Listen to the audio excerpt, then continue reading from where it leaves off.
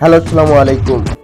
আমরা আজ আলোচনা করব ২০৫০ সাল নাগাদ বাংলাদেশের মানচিত্র কিভাবে বদলে যাচ্ছে, এর আয়তন কিভাবে বাড়ছে এবং এই পরিবর্তনের পিছনে কি কি কারণ কাজ করছে।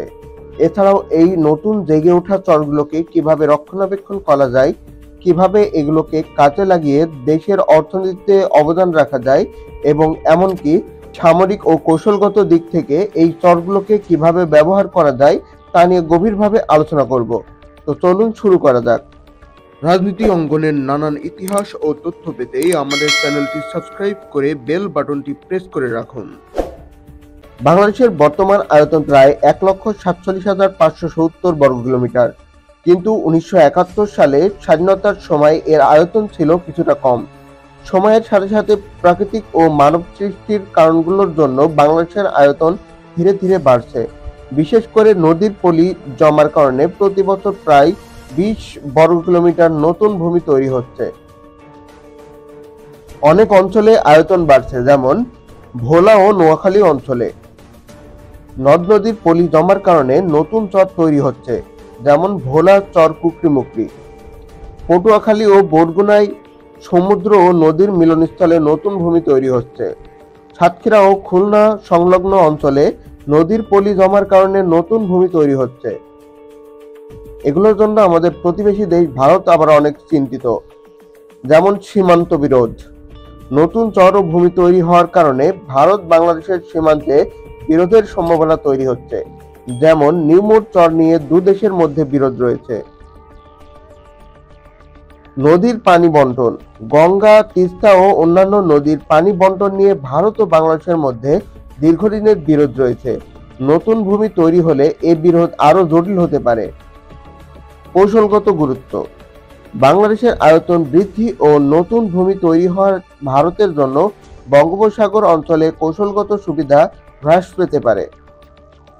নতুন চরগুলো রক্ষণাবেক্ষণেও আমাদের অনেক গুরুত্বপূর্ণ কিছু কাজ করা প্রয়োজন, যেমন গাছ লাগানো। নতুন চরগুলোকে রক্ষণাবেক্ষণের জন্য ব্যাপকভাবে গাছ লাগানো প্রয়োজন।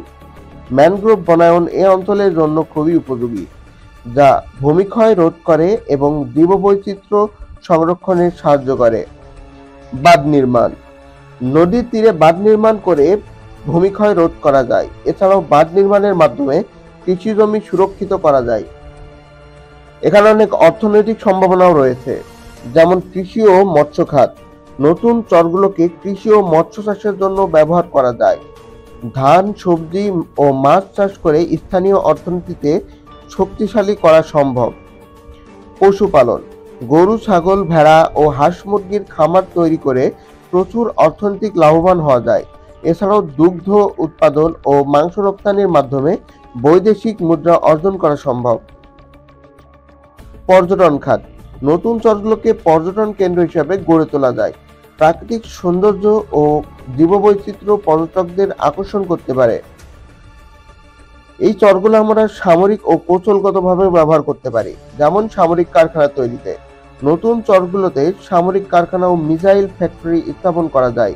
এতে করে দেশের প্রতিরক্ষা ব্যবস্থা শক্তিশালী হবে। পারমাণবিক পরীক্ষা। এই চরগুলোকে পারমাণবিক পরীক্ষার জন্য ব্যবহার করা যায়, তবে এটি একটি সংবেদনশীল বিষয় এবং আন্তর্জাতিক চুক্তি ও নীতিমালা মেনে চলা প্রয়োজন। বাংলাদেশের আয়তন বৃদ্ধির এই প্রক্রিয়া শুধু ভৌগোলিক পরিবর্তন নয়, এটি অর্থনৈতিক, রাজনৈতিক এবং সামাজিক প্রভাবও তৈরি করেছে। যেমন অর্থনৈতিক সুযোগ। নতুন চর ও ভূমি কৃষি, মৎস্য চাষ ও বসতি স্থাপনের জন্য ব্যবহার করা হচ্ছে, যা স্থানীয় অর্থনীতিতে শক্তিশালী করছে। পরিবেশগত চ্যালেঞ্জ। নতুন ভূমি তৈরি হলেও উপকূলীয় অঞ্চলে ভূমিক্ষয় ও লবণাক্ততা বৃদ্ধির একটি বড় সমস্যা। আন্তর্জাতিক সম্পর্ক। ভারত ও মিয়ানমারের সাথে সীমান্ত ও নদী নিয়ে বিরোধ বাংলাদেশের জন্য কূটনৈতিক চ্যালেঞ্জ তৈরি করছে। ২০৫০ সাল নাগাদ বাংলাদেশের মানচিত্র কিভাবে বদলে যাবে তা নিয়ে আজকের আমরা আলোচনা করলাম।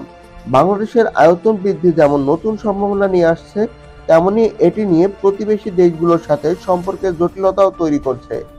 এই বিষয়টি নিয়ে আরো গভীর আলোচনা ও গবেষণা করা প্রয়োজন। ভিডিওটি যদি ভালো লেগে থাকে তাহলে লাইক, শেয়ার ও কমেন্ট করতে ভুলবেন না। ধন্যবাদ।